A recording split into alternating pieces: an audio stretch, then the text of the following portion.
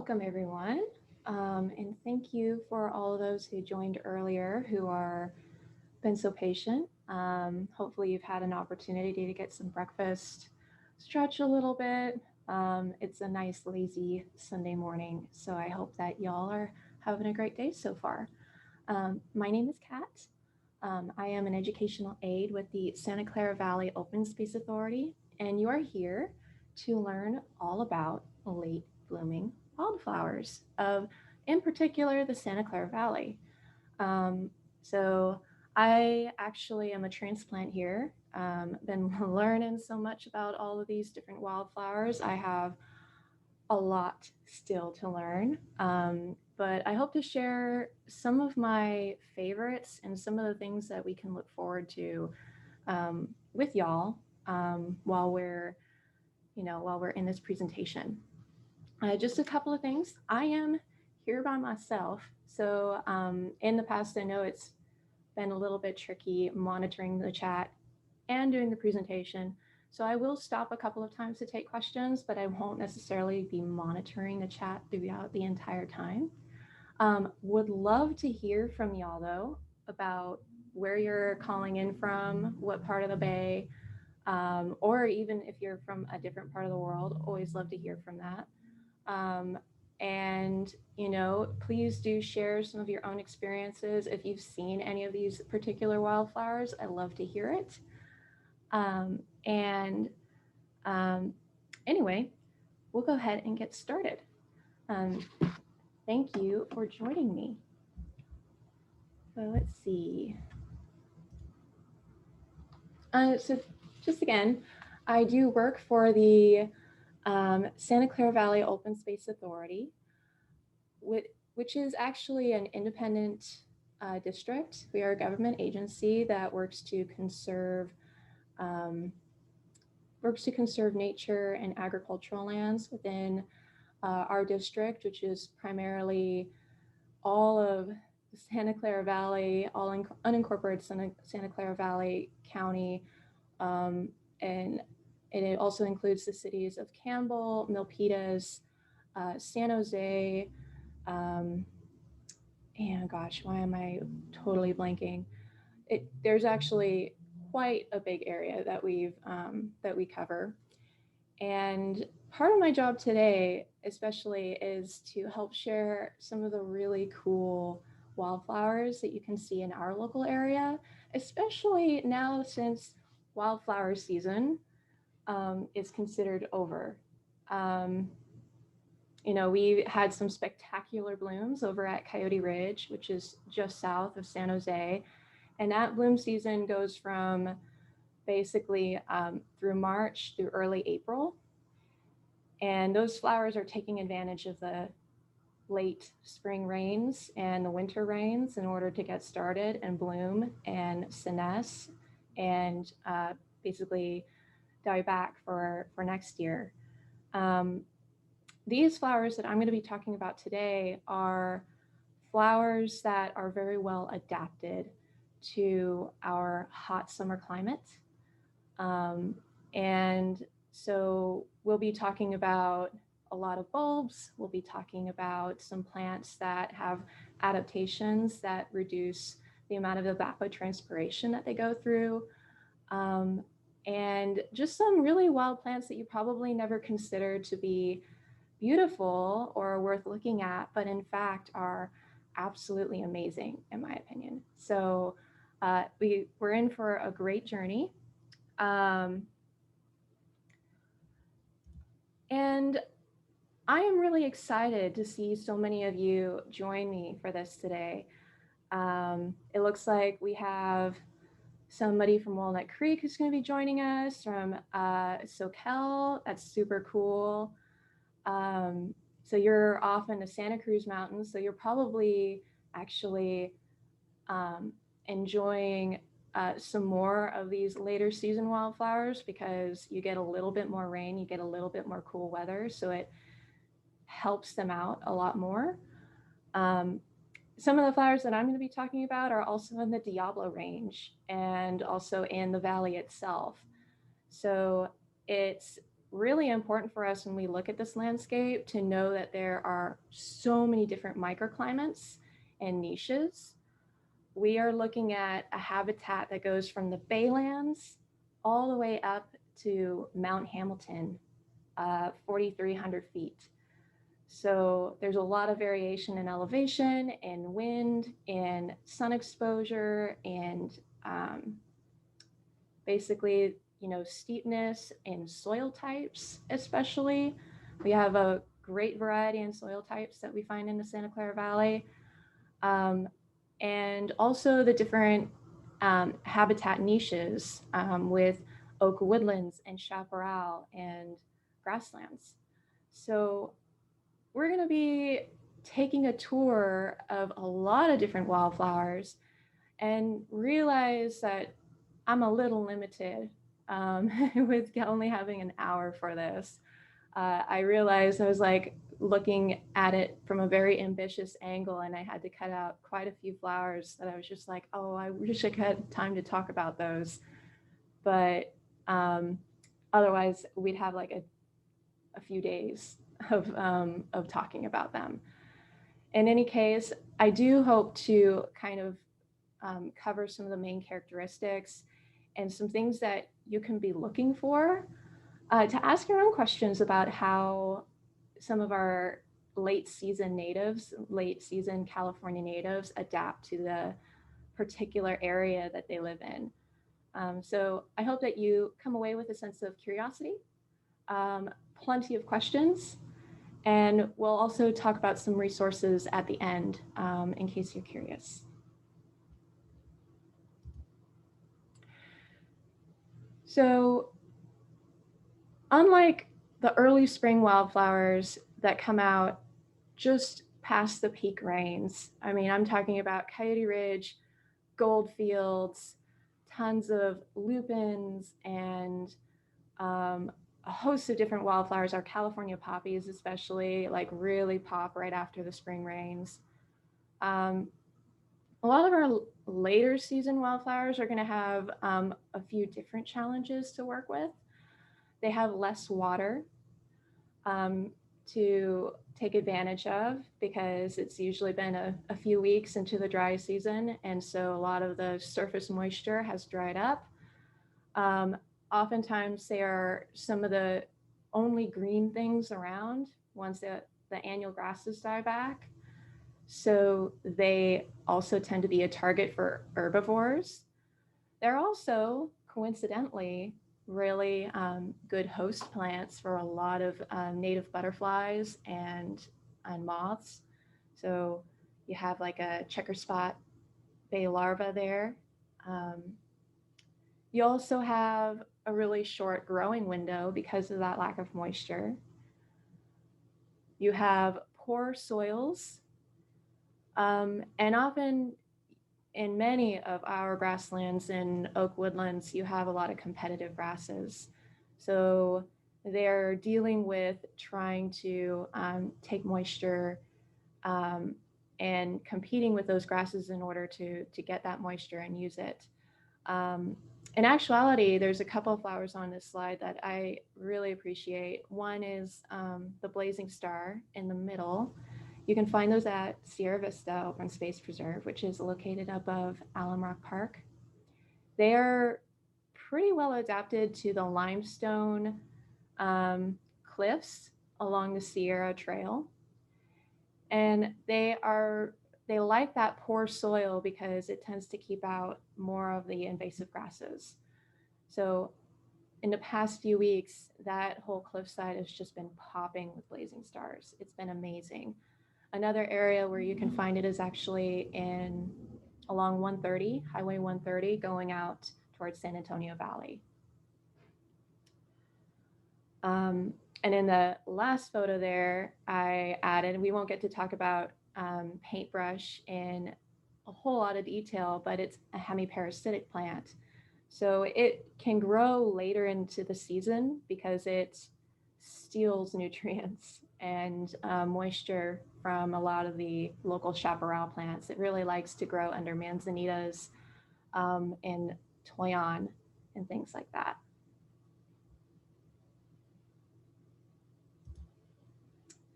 So I'm going to go ahead and get started, but I was wondering if anybody, it doesn't look like anybody has any questions so far. Yes, I will definitely be talking about which parks these flowers can be located in. So I'm glad that you've asked about that, Visha. And otherwise, it looks like we're good to go. So I did want to mention, yes, Calachortis, that's right. So Calachortis is actually a highly specialized and has a lot of different species underneath that genus name. Calachortis means beautiful grass. Oh, thank you. It means beautiful grass in Latin, which actually refers to the foliage when it's first growing in the wintertime. It has these beautiful grass-like stems, and that's because it's a monocot. It's in the same, that same kind of plant group of other monocots, which include grasses. But what is so cool about these is we actually have three, well, these are some of the three that I would consider the three most common that I see in some of our open space preserves. And there are two different types of Calachortis that you see throughout the Santa Clara Valley. The two types are the fairy lanterns. So the Calachortis albus, which you see actually right over here on the far left. And then the other two are Mariposa lilies. So this is Calachortis luteus and Calachortis perhaps argilosus. I'm a little iffy about it because figuring out the difference between argilosus and a couple of other similar Mariposa lilies is kind of tricky. You have to look at the nectaries on those. But in any case, those are the two main types that you're going to find in our open space preserves. They're really well adapted to our open grasslands because they are bulbs. They are geophytes. They live primarily, like through the majority of their lifespan, underground as a tuber. So they actually store a lot of moisture, a lot of nutrients, a lot of energy during the hottest part of the season. They start to grow in the winter when water becomes more available. They take advantage of that. And then right as all of the other grasses and things are starting to die back, these guys go bam. They are in full bloom mode. So you will actually see the white globe lilies, Calachortis albus, in a lot of woodland areas. I see tons of them at Rancho Cañada del Oro, also at Sierra Vista on the lower Calaveras Trail. The other two are more grassland adapted species, and you'll find them in the open grasslands over at Coyote Valley on the Arrowhead Loop, as well as on the open spaces on the Mayfair Trail in Rancho Cañada del Oro. What I also love about these, so you might see already, there's a little beetle inside this particular lily here. They are the best homes for finding arthropods. So if you're interested in flies, beetles, bees, go find yourself some lilies. You'll find a whole community of insects that love these plants. The next one that I'm going to talk about. So y'all might recognize this as mule's ears. So it's very much a sunflower. It's in the sunflower family. It's got that sunflower look to it with the composite flower head. In fact, each of these little things in here are each a flower. So they're an incredibly good source of nectar for local butterflies and pollinators, and a great source for food for birds. Once each of these flowers get pollinated, they basically turn into tiny sunflower seeds, and birds love them. What makes them so well adapted to our grasslands is, first off, they're perennial. They grow, uh, they live from year to year. They have a really deep taproot, so they can tap into nearby springs and seeps pretty easily. They do like to grow near stream beds as well. And they tend to, they do the same thing as the geophyte does. They tend to store a lot of that energy, and then they take advantage of everything else dying back to put out leaf and put out flowers. So this is another amazing one, called mule's ears because of the leaf shape. They tend to be pretty short. They're not very tall at all, maybe a little less than a foot. Leaves stick straight up. They look like giant ears. And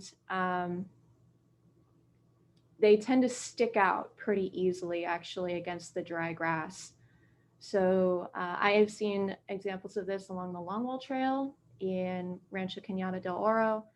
I've also seen it in Calero County Park. I've seen it in a host of other parks. Anywhere where you have seeps or springs in the hillsides, you might be able to see these. And this one is actually my favorite. Every time I get to see one of these, it lights my heart a little bit. So Cirsium occidentale is also called Venus thistle or cobwebby thistle.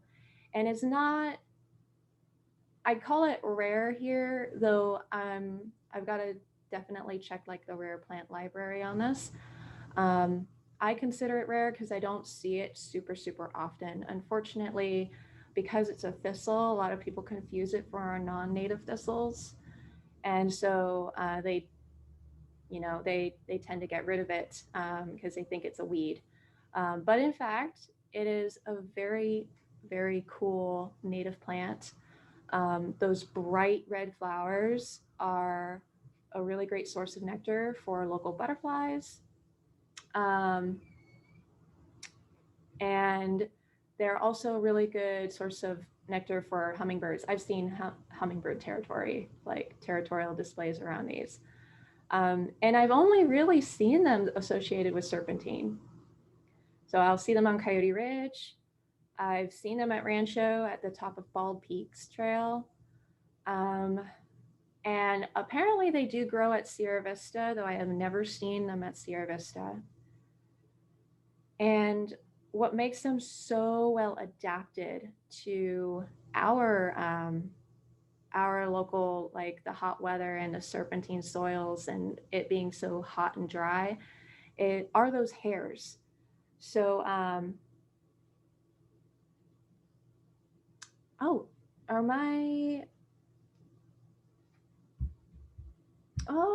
thank you for letting me know about that. I thought I was in speaker view. Let me just make that change.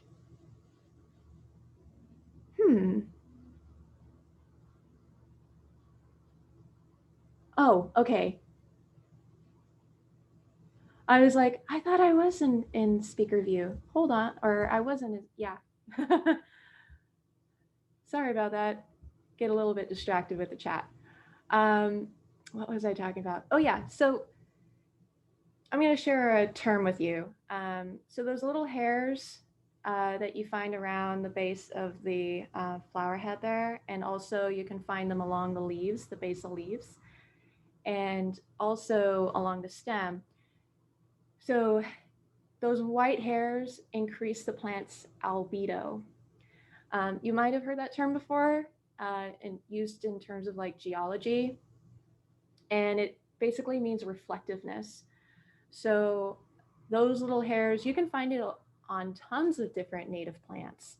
And that helps the plant reflect more light. So it's reducing its rate of evapotranspiration. When you're in a hot, dry environment, you're not worried about getting all the sugars you need or manufacturing all the sugars you need. You're worried about losing tons of water. So they actually have those hairs on them to help prevent that. Um, and then I was going to mention something else. Gosh, yeah. So the other adaptation is most of their leaves are at the bottom, having that basal rosette of leaves. Helps. So it's a lot more prostrate along the ground, which also helps to reduce that evapotranspiration from wind and things like that. When you're tall and you're big, you're going to lose a lot more moisture to wind. So that's the other one. This one's one of my favorites. I actually took this picture over at on the Ohlone Wilderness Trail. So if you've never done that one before, it's a really great hike. It's in the East Bay, not technically Santa Clara Valley, but you can find these throughout the valley. I've seen them everywhere. Just a fantastic flower. And I think I did see another question in there about mule's ears. So I'm going to answer that one real quick. So mule's ears do get gobbled up. And I'm not sure whether they just have a really good growth rate, whether they tend to like put out more leaves and such. That is a pretty good question. I'm not sure entirely why they don't just get completely gobbled. I have seen herbivores take some pretty big munches out of them before. So it might be dependent on what area you're in and whether you have a whole lot of deer nearby or whether you have a whole lot of other things that will eat their leaves, like caterpillars and things. I have seen some insect damage mule's ears before. So there are things that are like, ooh, scrumptious. This is full of water and cellulose. Got to eat this. So I'm not sure why in your area you might not see it as much. That's a good question. Ooh, another favorite. So this is Striptanthus. So I actually have two pictures of similar species. One is a subspecies. We have Striptanthus glandulosus, which is bristly jewel flower, and then Striptanthus glandulosus, subspecies glandulosus, and that is the most beautiful jewel flower. Yeah, so both of these are, so any Striptanthus that you run across, they are in the mustard family. So, you know, it's kind of hard to believe that these are actually related to, you know, those giant yellow invasive bushes that you see along highways and things like that. But yes, they are still in the mustard family. And they're very similar to the Calachortis in that they have a whole, they're so diversified within their family of jewel flowers. So, you know, they have very high rate of endemism and of speciation. So there's actually several different varieties of jewel flowers, and they are highly endemic. The reason being, I think, is because of population isolation. So our favorite one here at the Open Space Authority is the most beautiful jewel flower, which is the pink one here. And you actually, you know, it is pretty, pretty rare, protected actually under state and federal laws. But you actually do have an opportunity to see these in open space. So for example, if you are going on the Longwall Canyon Trail at Rancho Cañada del Oro, there's a really big serpentine cut. And that trail has tons of like serpentine adapted flowers, but that also includes the most beautiful jewel flower. A lot of people have been mentioning, oh yeah, we've been seeing those in bloom lately.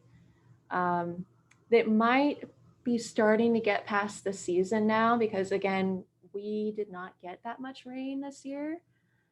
So I feel like it's kind of shortened the window for a lot of plants, even the drought adapted ones. But still, it is an opportunity. The bristly jewel flower, I also took a photo of that on the Ohlone Wilderness Trail. So another lovely one. They are actually very well adapted to this hot, dry climate because they reduce the surface area of the plant itself. So you realize it's like just stem and flowers, and then all of their leaves are at the very bottom. So they're helping to reduce their evapotranspiration that way through reduced surface area. And they don't bloom for a very, very long time. So it's good to get out there and check them out and see whether you can't find them there. And if you haven't seen these yet, you should go and see them now. The Buckeyes are blooming. The Buckeyes are blooming. So this is actually one of my favorite trees. This is my favorite tree, in fact, because I get to, especially during this season, they have the most heady, like sweet perfume that you could ever smell from a tree ever. It's like the best smell. Oh, Christine, thank you. Lots of most beautiful jewel flower on the Fortini Trail and Rocky Ridge Trail at Santa Teresa. Thank you for that. Thank you for the tip. But coming back, Buckeyes. So Buckeyes are actually very well adapted to our hot, dry, serpentine climate. It's like they have a whole playbook for it. Um, so my nickname for the Buckeye is the almanac tree because every season it has a different look to it. And whereas a lot of trees that you see, especially on the East Coast, that are adapted to a different climate altogether, they lose their leaves in the wintertime. This tree loses its leaves in the summer. So after the bloom, after it loses its flowers, the trees will start looking like they're dying. And so a lot of people have asked me on trail, they look at the Buckeye trees, there'll be whole hillsides covered in Buckeyes, and they're like, why are all the trees dying? Is it not enough water? And it's like, no, actually, these ones are very well adapted to our local oak woodlands. And they figured out, well, it's really not worth it to try to photosynthesize during the hot summer. So we're gonna take a break during the hot summer and leaf back out early in the wintertime.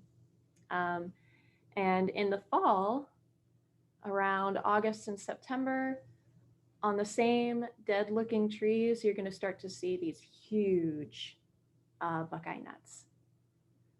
And thank you, Christine, for answering that question about the jewel flowers. Is they do jewel flowers in general really love serpentine. In fact, every single place that I've seen them, it's been associated with serpentine, especially in the Santa Clara Valley. Where will we find Buckeyes? Good question. Just about everywhere. I actually see them in a lot of local landscaping, but if you're looking in open space, Coyote Valley Open Space Preserve has a great like array of Buckeyes along the Arrowhead Loop. So I also see them at Rancho. I see them. There's a couple of really nice looking trees at Alum Rock Park and Sierra Vista. And the long filaments, I think those are the anthers. They kind of look like anthers to me. That is a really good question. Yeah, those kind of look like the anthers. Aren't they wild looking? And one other thing that I was going to mention about this is this plant in particular, it's so cool. It's actually toxic to, it produces a lot of toxins. Even the pollen is toxic. So much, in fact, that local uh, uh, apiar, apius, beekeepers, they have to be careful with European honeybees because those can kill a hive. They take their pollen back to the nest, and then the larvae eat that packed pollen, and it's actually not very good for them at all. Um, but our local pollinators are pretty well adapted. I mean, you can kind of see here, there's a really cool couple of little beetles in here, and they are happy. There's even a lot of butterflies and other things that will feed off of these flowers as well. So, you know, it's super cool. I love this tree. It's an amazing tree. And I do think that those are the anthers. I'll have to double check that though, and I can do a zoom in on this picture later. Another one that you see blooming right now is the blue elder, or blue elderberry. So it also goes by Sambucus nigra cerulea, or Sambucus cerulea.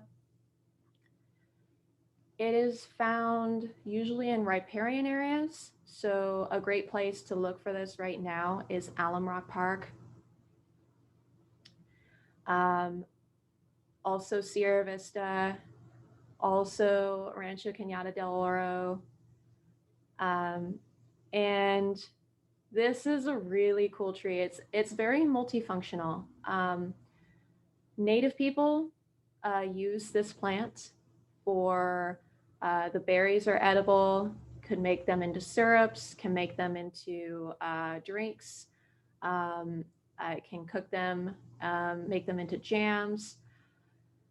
The flowers are also edible, can make them into teas. And then the stems are actually, this is a really interesting bush tree. It can kind of take either form depending on how you prune it. But they have very straight stems. So native people use those stems for clapper sticks, for flutes, for arrows. And it's a very, very good native for birds, especially when those berries ripen in late summer and fall. It is primary food source for a lot of your native birds, including orioles and sparrows and other small birds that just love berries. So, and then it's also a host plant for a lot of different native insects. In fact, it's protected in northern California because a particular type of beetle likes to nest in the dead wood that will fall from the tree. So it's a very cool one. Right now, I've been amazed at how the elderberry has been popping this year. I will be driving along and I will have to stop the car and take some pictures because I see it everywhere along roadsides, especially near Gilroy in the hillsides over there.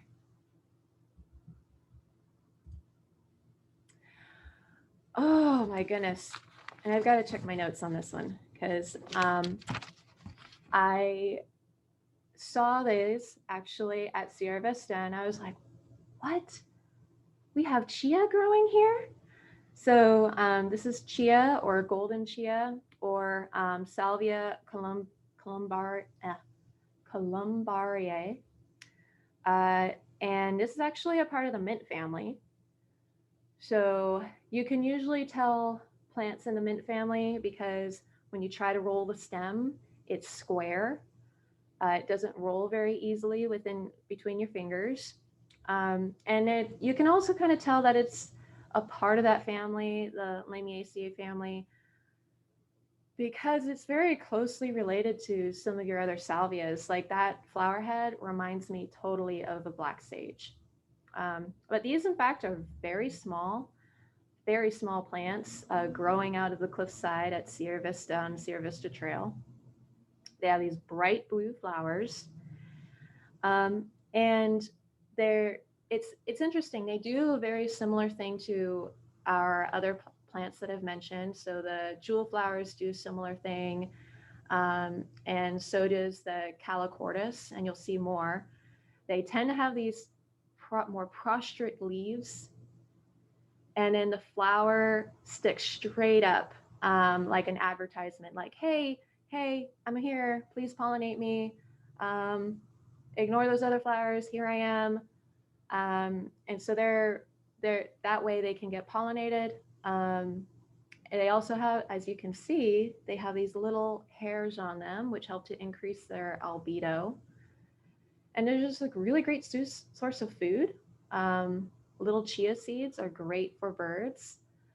And I've seen checker spot butterflies in particular go nuts over the flowers. So take a trip over to Sierra Vista and walk the Sierra Vista Trail, because these have been blooming for the past few weeks. I imagine that it's going to start to close pretty soon.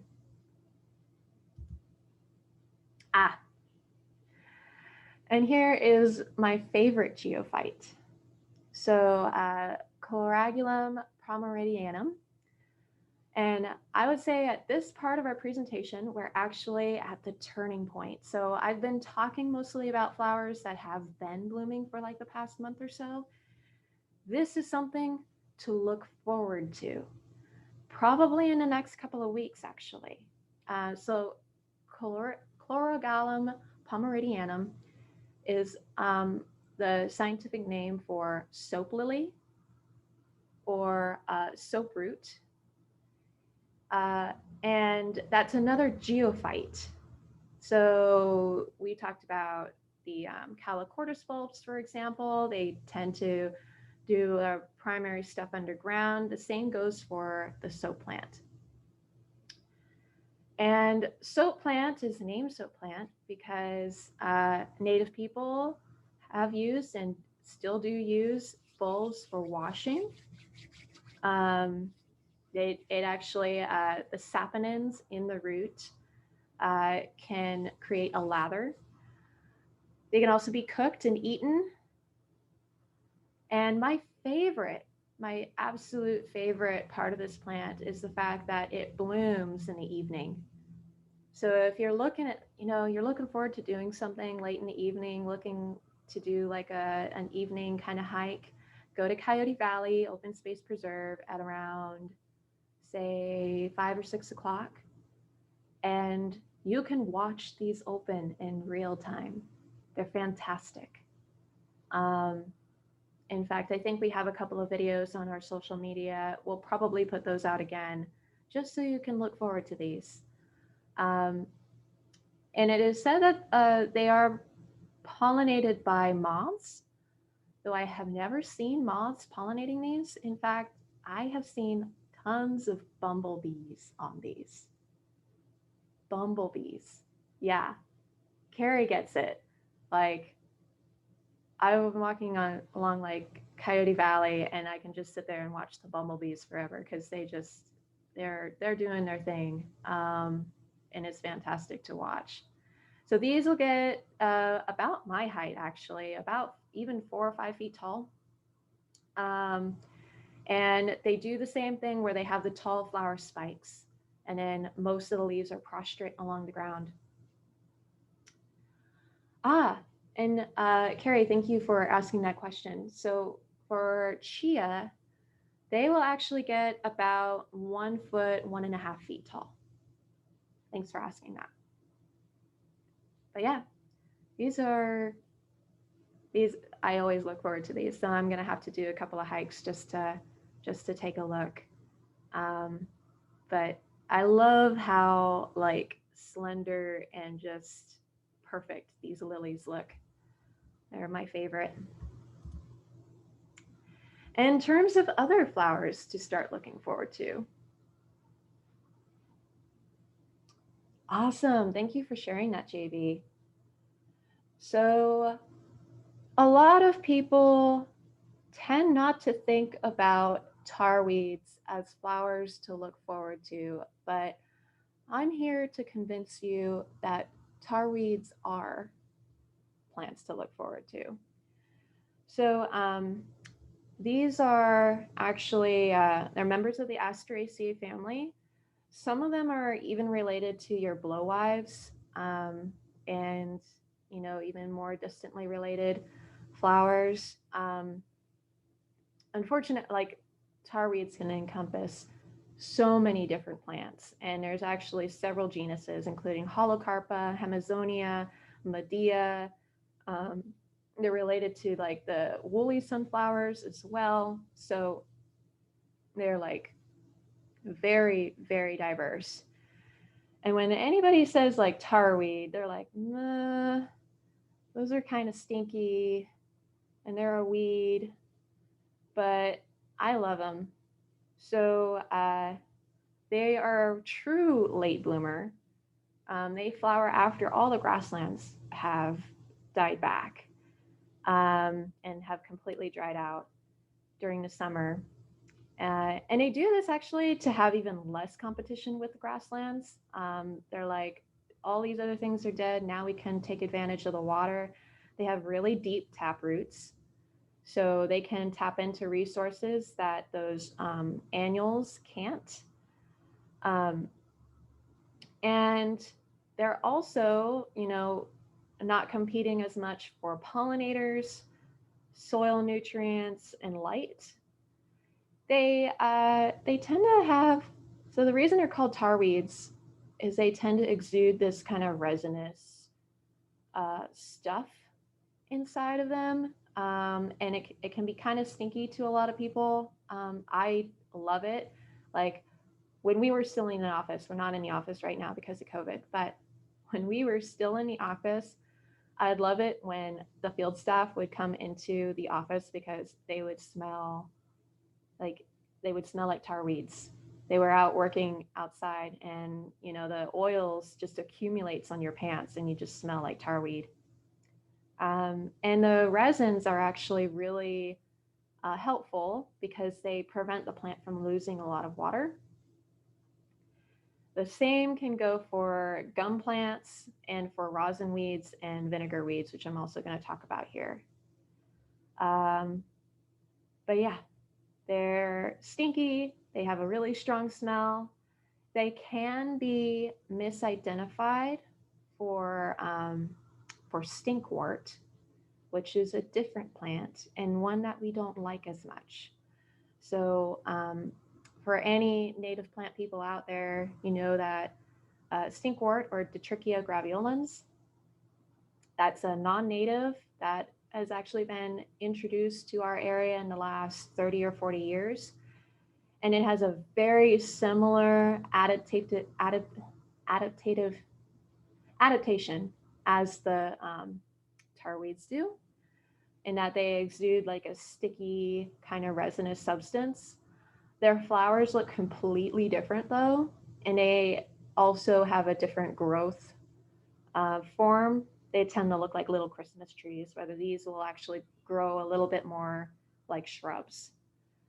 So definitely do a double check whenever you're doing ID on these, because you want to pull the Ditrichia, you don't want to pull the tarweeds. Those are really special. Um, yeah, I'm gonna go ahead and move on, but I appreciate that note, Monica. I think they're magical too. I've tried taking photos of like the the reproductive part, like once they dried out and they have like this perfect, like symmetrical look inside. But all my photos have ended up blurry. So otherwise I would have a picture of that here. But I'm glad that you mentioned it because it's one of my favorite things about these. The other two, which use a very similar adaptive strategy, both of these also exude sticky, smelly substances. That sticky, smelly substance, it not only reduces the amount of water loss for the plant, but it also tends to deter herbivory. A lot of like your cattle, your deer, your other herbivores don't like to eat things that smell and taste bad. So the first one there, Calachortis multiglandulosa, that is sticky western rosin weed.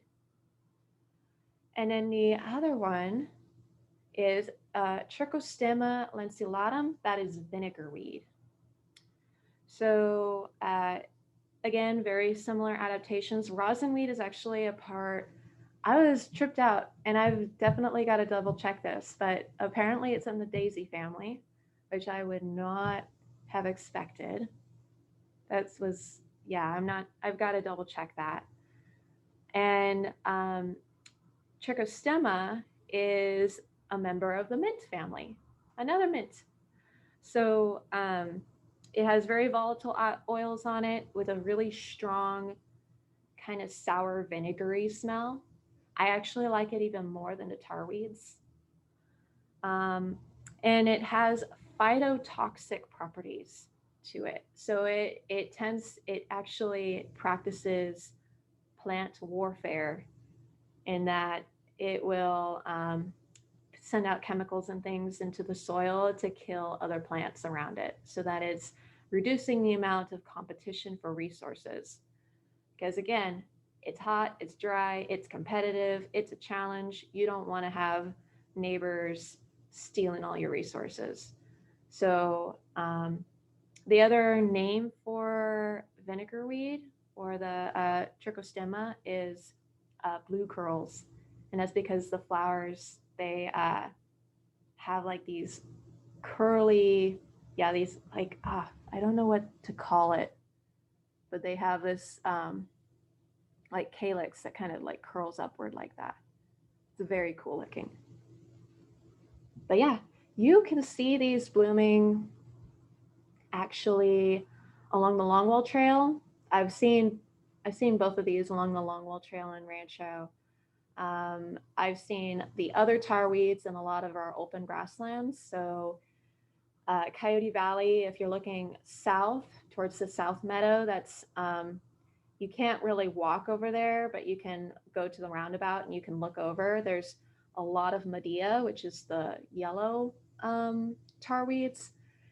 And then at Rancho, up above along the Mayfair Trail on the open grasslands, there's a lot of Hemizonia or hayfield tarweed. So if you're looking for them, you will find them because honestly, they're everywhere, especially June, July, and August. Aha! And I think a lot of my native plant people would get very angry with me if I had cut this one out. So I had to add this one. Eriogonum or buckwheat. So there are two different species here that I'm highlighting. There's Eriogonum fasciculatum, which is this really bushy one over here. That's California buckwheat. I actually took that photo over at Lake Cunningham. So that's located in San Jose. A great native plant garden there. You should definitely check it out. Go volunteer there. We have volunteers who volunteer there. And then the other one is Eriogonum nudum. And this is the one that I most commonly see in our open spaces.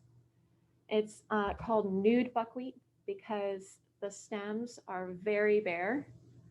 Very, very bare. Like you'll only see like this stick-like thing coming out of this small mound of leaves at the bottom. And then it puffs out with these little like frilly flower heads. And each flower head has tons of flowers in it. And because these are a late blooming flower, these and the tarweeds are really, really, really important sources of nectar and for pollen for our local pollinators. And these are the things that are keeping things going while everything else has died back. The Ariana Newton especially, and actually all of your buckwheats, they use that, uh, you know, reduced surface area by not having leaves on the stem. And they are also, the leaves that they do have are more prostrate and along the ground. They have that basal rosette type of formation. Well, I wouldn't say not basal rosette, that's wrong. But they tend to have a more prostrate growth form, which reduces the evapotranspiration. The other thing that I wanted you to know is after the flower heads are done, they're also a really great source of seeds for birds, and really beautiful actually in any landscape. This other photo here I took over at Sierra Vista. That was in August or September. And man, they are absolutely gorgeous to see, because you'll see like this little tiny bush looking thing that's really short and along the ground, and then these spikes of kind of platforms of old flower heads, and you'll see birds just like hopping up and down and, you know, eating the seeds from them. So they're fantastic. Buckwheats are amazing. So if you're looking for buckwheats, definitely like Lake Cunningham is a great place if you're just like learning your native plants in general. I love that. I love that place. The other places where I've especially seen the nudum, the Eriogonum nudum, is I've seen them at Rancho along the Longwell Trail. Longwell Trail is just a great spot for finding flowers anyway. Sierra Vista along the Aquila Loop, and also along the Sierra Vista Trail.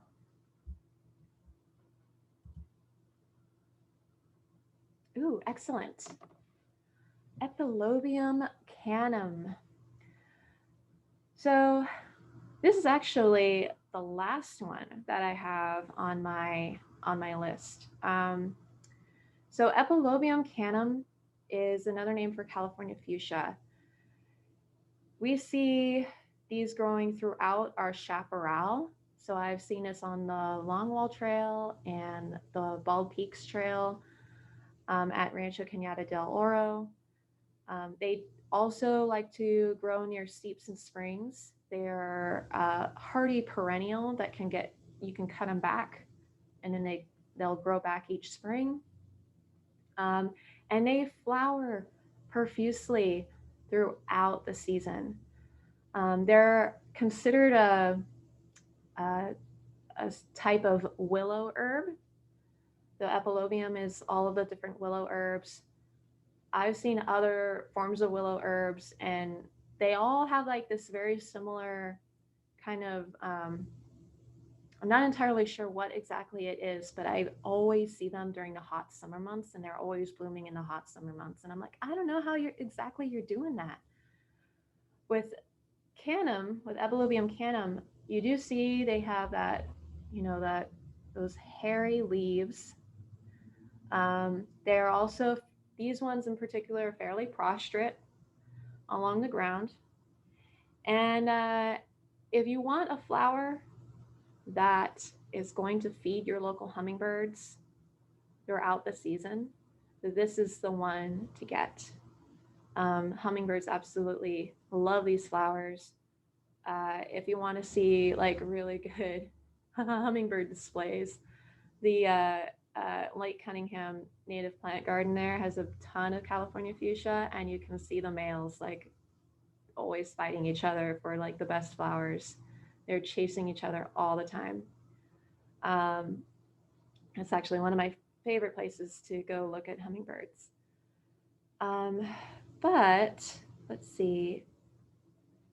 They really like the full sun, and they're often found near seasonal springs and stream beds. They also are another host plant for at least like 15 different butterfly species. So because they have like this long growing season, they're another source of food for local butterflies and pupae. So it's very cool. I love it. And If you're looking for flowers all the way until November, this is definitely the one to be looking for. Um, Once November turns around, that's when we start to get our rains, usually, and then the whole season and the whole cycle starts over again. So I'm actually just about, yep, yep, we're basically done now. Um, so one person I think started off the conversation with talking or with asking about iNaturalist. And so I wanted to take a moment to talk about resources because I didn't have an opportunity to put a slide together for resources, but if people have questions about them, like where do I find these plants? How do I identify them? How do I find out more information about them? I can throw out a couple of them. For my information for this particular presentation, I relied primarily on Calscape and Calflora. I would highly recommend those two websites for not only identifying native plants, but also finding a resource for getting your own plants for your own garden. As you all know, we're going into another drought. So if you're looking into drought adapted landscapes, that's a Calscape in particular is a great resource to start getting a plant list together and really be thinking about adapting your own yard into a drought tolerant landscape. The other place that I would highly recommend for identification and for even for like looking for where to find these different plants is iNaturalist. So iNaturalist is an app. They have a whole explore feature where you can search for different species, and you can actually find other people who have seen them. So that's another great place to go to. So if you're like, I want to look for a particular type of, I don't know, tarweed, Holocarpa virgata. Oh, there have been some like recent observations of these over at Joseph Grant. So you can go to Joseph Grant. So I highly recommend that as a resource. But since we have 3 minutes, I do want to ask if anybody has any particular questions. What is the plant on the screen? That is sand fringe pod. Gosh, I don't have the Latin name off the top of my head, unfortunately. But I'm glad that you asked about it because they actually form these cute little flowers. And then these are like the little seed pods that form afterwards. And our social media person asked me about this because somebody took a picture of this and posted it on our social media and they were like, what is this? And I was like, oh, I've seen this before. Hold on. And it's sand fringe pod. She mentioned in her email or in her social media post that it reminded her of dumplings. And I was like, you know what? I can totally see dumplings with that. I can also see tambourines with these, especially when the wind moves and they're just like wiggling in the breeze. Yeah, this is a really, really cool one. I wish I had actually some more like factual knowledge about it, but I just like looking at them. They're so cool. Yeah, the California fuchsia. So really good spot for finding it is, and if you want to like learn more about native plants, is Lake Cunningham and San Jose. There's a really cool native plant garden along the path there, and they have tons of epilobium. The other places that I would recommend for finding epilobium would be the Longwall Canyon Trail going up to Bald Peaks.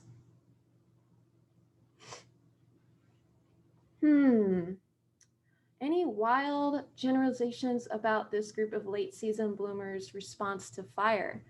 So, different plant groups have different adaptations to fire. I can't say much for, say, like the jewel flowers or anything in particular, but I could say something about some of the plant groups.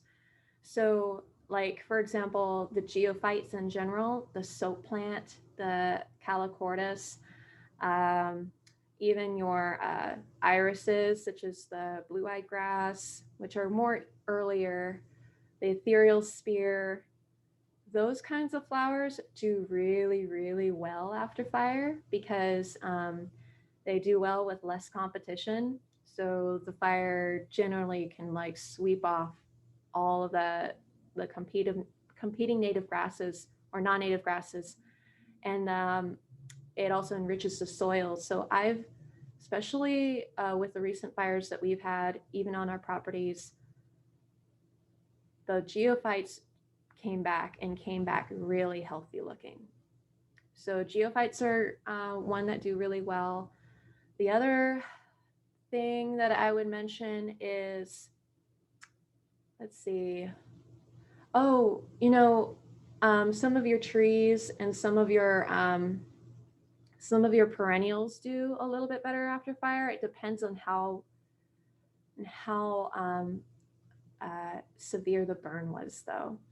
If it was a light burn, for example, like the Epilobium, that California Fuchsia, does really well with disturbance. Like if you cut it back every year, it grows back a lot more healthy the next year. So fire, especially like a low key, low burn, that actually might be a benefit. Other plants, though, I'd have to do more research. It's a great question. I love it. Has anybody seen, maybe not, there are only a couple of them, but Rancho Cañada del Oro actually had a couple of wind poppies, which are, I wouldn't say they're strictly a fire follower, but they tend to do better after fires. So Rancho had some wind poppies this season, and I saw tons of them in SCU Fire Complex. Any other questions? I don't see any.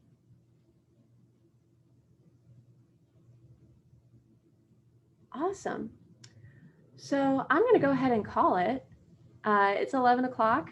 I know y'all probably have a busy weekend ahead of you. Hopefully yes, Death Camas did do very well after the fires. I'm glad you mentioned it. But otherwise, I hope y'all have a great day. And I would love, if you want to email me, my email is khill@openspaceauthority.org. So, if you have any further questions, you can email me there. I'm also on iNaturalist. So you can find me on iNaturalist. I think my username is khill1990. And yeah, if hopefully you have an opportunity today to get out for a hike and start looking for these. And thank you all for joining me this lovely morning. I'm going to call it. Y'all have a good day. All right. And